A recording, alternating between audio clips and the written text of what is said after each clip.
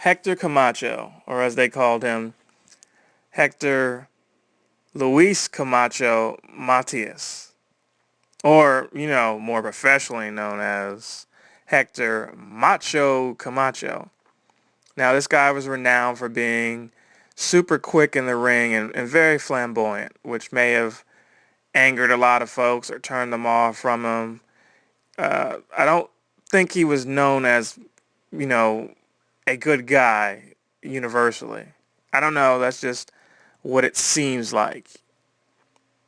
So, regardless of that, should we feel sorry for the guy? He passed away. He didn't just pass away. He was actually murdered. But let's get into it. What was unique about him, he was a Puerto Rican professional boxer.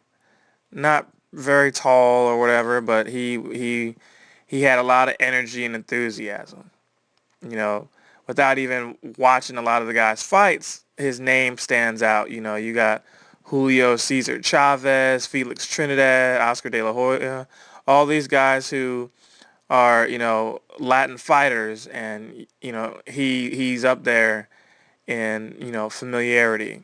So, he was a lightweight WBC champion and a junior welterweight and all of that. He became the first boxer to be a subtuple champion, whatever that means.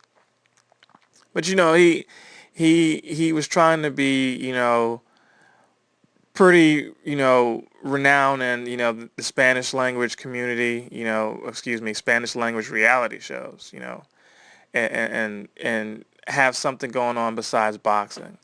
The problem was he seemed to be involved in, you know, a lot of criminal activity. And when I say a lot, a couple of things were reported, but usually when it's a couple, where there's smoke, there's fire.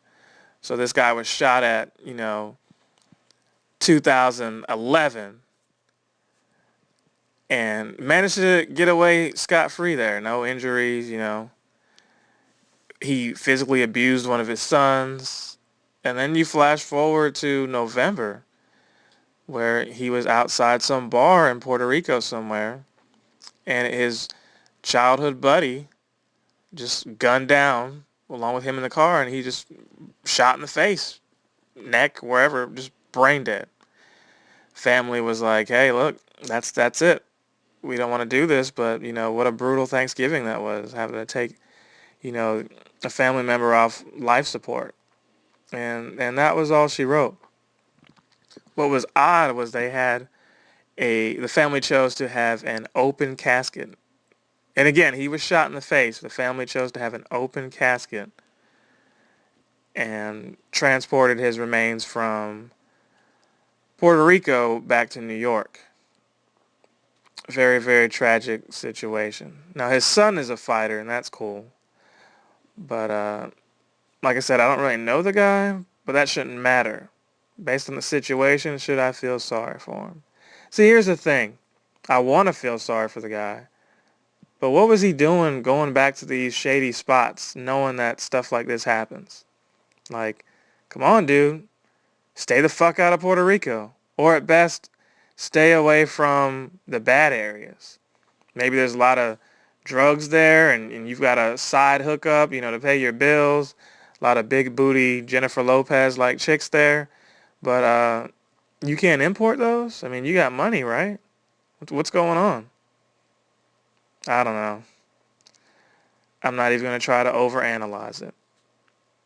There's a little sympathy there, but, sometimes people bring stuff on themselves. And that's kind of what this seems like. It's sad that it wound up in him dying at the age of 50, which is way too young, by the way. But there you have it. A tad bit of sympathy. A lot more for the family than I do for this guy. You wonder, wow, how did the friend die instantly?